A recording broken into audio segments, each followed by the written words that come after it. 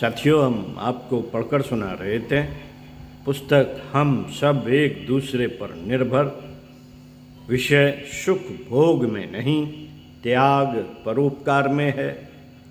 पृष्ठ 23 से पिछले वीडियो के क्रम में आपको पढ़कर सुनाते हैं। आइए सुनते हैं। मित्रों, अब आइए इसी न्याय द्वारा कुछ आगे बढ़ते हैं। स्वार्थ की सिद्धि किस लिए की जाती है? आत्मसंतोष और आत्म सुख के लिए। कोई व्यक्ति यदि अपने स्वार्थ के लिए यदि किसी दूसरे के स्वार्थ का हनन करता है तो क्या यह आशा की जा सकती है कि उसे सुख, संतोष और शांति मिलेगी?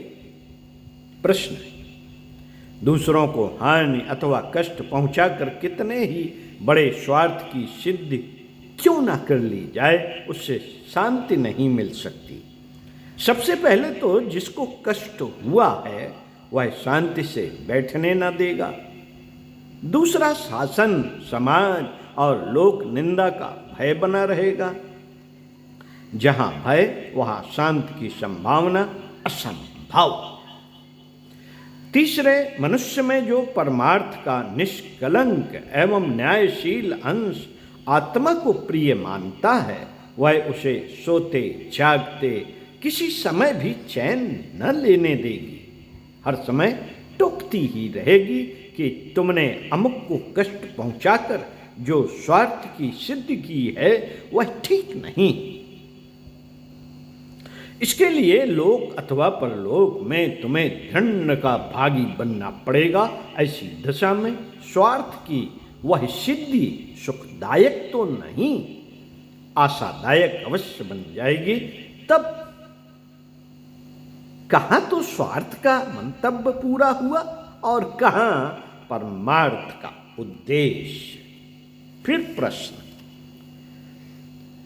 स्वार्थ परमार्थ बने, इसका एक सरल सा उपाय यह है कि केवल अपने उचित स्वार्थ की सीमाओं तक ही नियंत्रित रहा जाए। उसकी परिधि इतनी न बढ़ाई जाए कि दूसरों की मर्यादाओं का उल्लंघन करने लगे।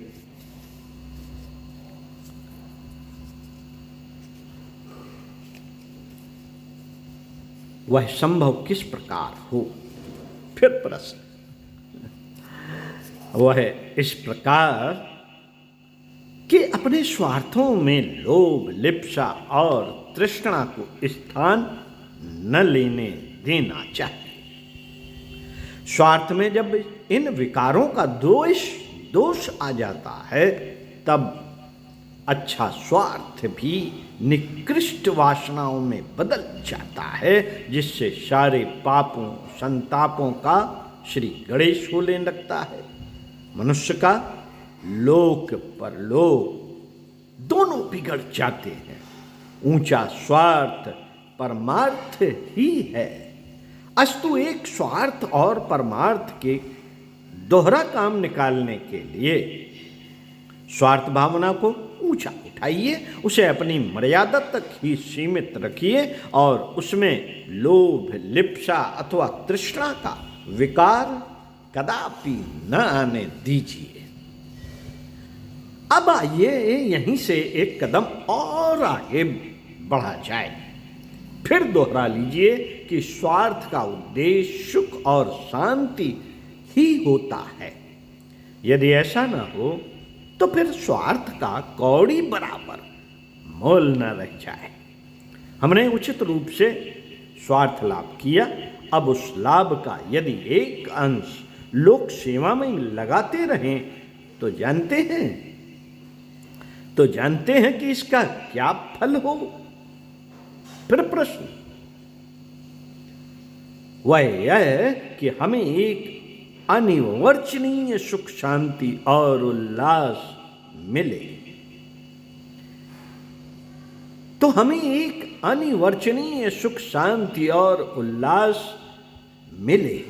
यह ऐसे कि जब हम अपनी उपलब्धियों को किसी का कुछ हित संपादन करेंगे तो दूसरे लोग हमारी उपलब्धियों को आदर की दृष्टि से, अपनत्व के भाव से देखेंगे और चाहेंगे कि उनकी दिन दिन उन्नति एवं वृद्धि हो। इतना ही नहीं, वे अपनी अपनी तरह उससे सहयोग तथा सहायता भी करेंगे।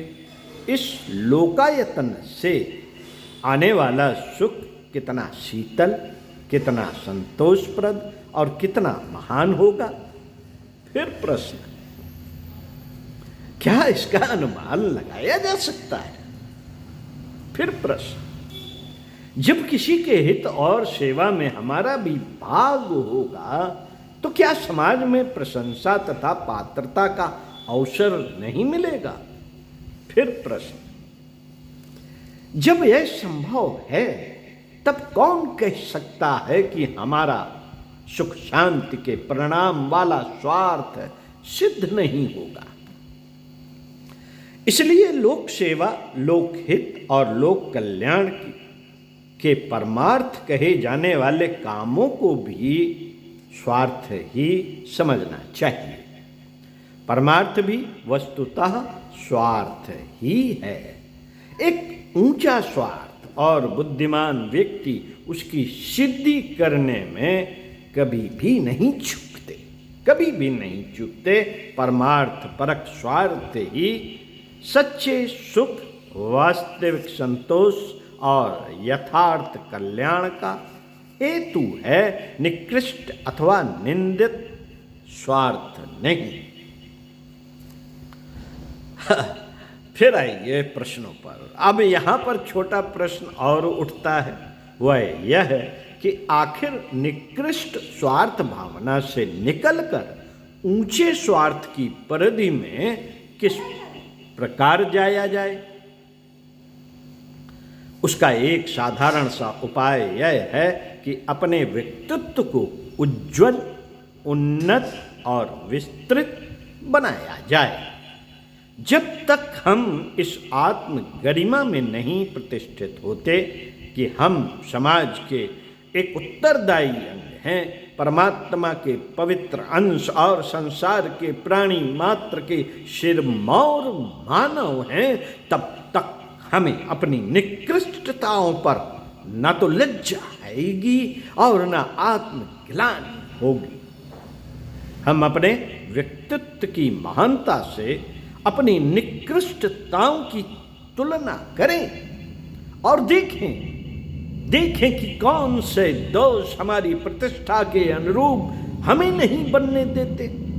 जिन वासनाओं, जिन अभीप्साओं और जिन भावनाओं को हम अपने व्यक्तित्व के अनुरूप न देखें, उन्हें तुरंत ही निकाल कर फेंक दें।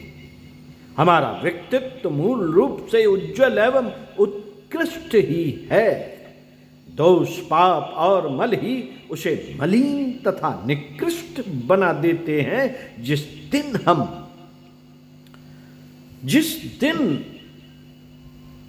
हम अपने इन विकारों को निकाल कर फेंक देंगे, उस दिन ही हमारा व्यक्तित्व दूध के समान उज्ज्वल तथा निर्विकार हो उठेगा।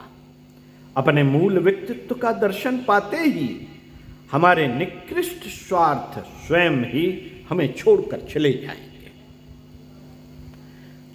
चले जाएंगे और उनके स्थान पर परमार्थ परक ऊंचे स्वार्थ स्थापित हो जाएंगे। तब ना तो जीवन में अशांति की संभावना होगी और न असंतोष का समावेश। साथियों, मनीषियों ने इसलिए कहा है कि मनुष्य को अपना दायित्व विकसित करने, लोक मंगल तथा परमार्थ भावना को जीवन में उतारने के लिए निरंतर सचेष्ट रहना चाहिए। निश्चित ही इसके लिए मनुष्य को अपने कई स्वार्थों पर प्रतिबंध लगाना पड़ेगा और उसे ऐसे कार्यों का परित्याग करना पड़ेगा जो उसके स्वार्थ की पूर्ति भले ही करते हों, परंतु उनसे समाज का अहित होता है।